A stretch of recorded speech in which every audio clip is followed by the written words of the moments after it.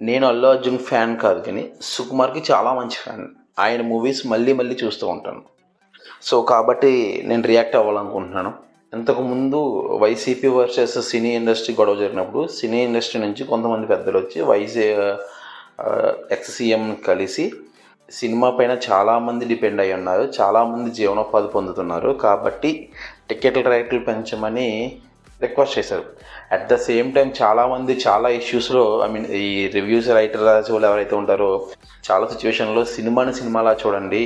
దాన్ని ఇష్యూస్ చేయకండి. ఎందుకంటే దానిపైన చాలామంది జీవనాధారాలు డిపెండ్ అయ్యి ఉన్నాయని చెప్పేసి అంటా ఉంటారు. మరి వాళ్ళందరూ ఇప్పుడు 'పుష్ప 2' విషయంలో ఏమైపోయారు? సినిమాలా చూడలేకపోతున్నారా? అది కూడా సినిమానే కదా! దానిపైన కూడా చాలామంది జీవనోపాధి కలిగి ఉంటున్నారు కదా! సో, ఇండస్ట్రీలో ఒక వర్గానికి ఒకలా బిహేవ్ చేస్తారు. ఇంకో వర్గానికి ఇంకోలా బిహేవ్ చేస్తారా? ఒక్కసారి ఆలోచించండి.